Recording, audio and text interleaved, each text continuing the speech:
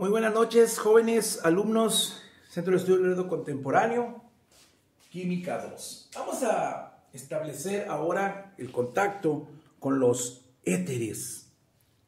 La vez pasada vimos ésteres, pero ¿qué es un éter?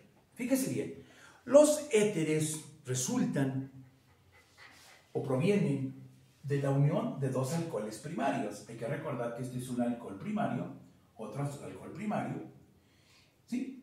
Y si esta molécula la unimos a este hidrógeno, se nos va a formar esta molécula de agua. Y me quedaría este radical con este oxígeno y este radical, o sea, ROR. Entonces, si usted se fija, la suma o la unión o la reacción de dos alcoholes primarios por el método de condensación me va a generar un éter y una molécula de agua. De ahí el término condensación. ¿De acuerdo? Entonces, para muchos, este es el grupo funcional éter. Sin embargo, sí tenemos que ser un poquito estrictos con esto y poner los radicales porque solamente pueden ser, para un éter, radicales alquil o alquilo. Es decir, no puede haber aquí un halógeno, aunque se pudiera presentar como tal, ya no sería un éter, sería un compuesto halogenado si fuera un éter, cloro, flúor, bromo, yodo. Si hubiera un grupo amino, si hubiera un grupo carboxilo, etcétera, ya hablaríamos de una cosa diferente. Ahora, normalmente este tipo de compuestos éteres se utilizan en la industria, ¿sí?, como extractores, como solventes. ¿De qué? Pues del ácido acético o vinagre. Vamos, el vinagre es ácido acético a una concentración muy baja, pero sirve como medio de arrastre en la deshidratación de alcoholes etílicos o isopropílicos. ¿Cuál es el alcohol etílico? El que usted y yo usamos para curación, y por qué no, algunas personas lo beben en bebidas espirituosas como brandies, cervezas, whiskies, etc. Otro de los usos que ya no se dan, pero se dio mucho, fue el éter como un anestésico. El problema con el éter es que, como anestésico, tiene un olor muy desagradable. Hoy en día podemos hablar de cirugías con láser, ¿sí?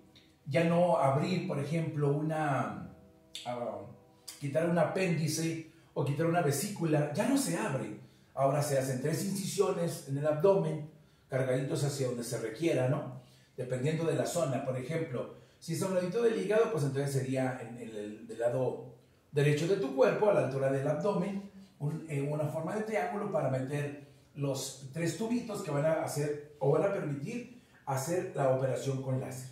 ¿Qué hacía antes un médico? Abría la piel con un bisturí, sacaba aquella vesícula dañada, luego había que suturar y entonces quedaba una cicatriz de aproximadamente 10 centímetros, quizás un poquito más, quizás un poquito menos, dependiendo de la habilidad o el tejido, de la habilidad del médico o del tejido que representara el paciente. Pero ¿qué ocurre?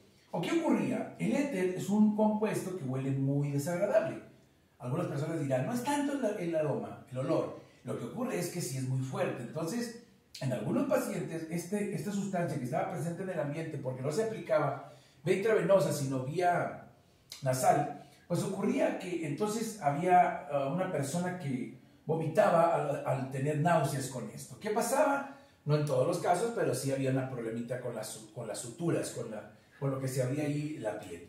Otro uso del éter era en los motores, quizás ya no se utiliza mucho, pero en la época de los 70s, 80s, todavía en los 90s, los camiones materialistas, esos camiones de volteo que le llamamos, en la parte de afuera, el filtro del aire lo traían así en una especie de, arriba del cofre, ¿no? Traían un círculo donde estaba el filtro del aire para que el aire de la mezcla de la gasolina o diésel, aire para la mezcla en el motor de combustión interna fuera más puro. ¿Qué ocurría si no arrancaba el motor? No arrancaba. ¿Qué sacaba la persona? Un éter disparaba sobre el filtro. ¿Y qué hacía? Pues hacía una mejora en la calidad del aire. ¿Por qué? Porque a veces por la contaminación no arrancaba el motorcito. ¿Qué hacía esto? Mejora la calidad del aire al desplazar a los compuestos más pesados que están en el aire para que el oxígeno como tal llegase al motor y entonces hubiera una combustión. ¿Sí? El motorcito arrancara, pues. Ahora, cómo se nombran los éteres. Fíjese bien, no hay muchos compuestos de estos hoy en día, aunque se siguen empleando y cada vez es menor, pero voy a poner, por ejemplo, este ejemplo, ¿no? Que es muy clásico, aparte es muy usual. Si usted se fija, aquí tengo un metil y aquí tengo un metil. Entonces, hay dos formas de nombrarlo, Yupac y una que se llama industrial, algunos le llaman de stock. Si se fija, este es un metil y este es un metil también, ¿ok? Entonces, una forma sería éter, iniciando con la palabra éter, dimetílico, ¿ok? Esa sería la forma Yupac, no es cierto, la forma stock, ¿sí? Industrial si usted quiere.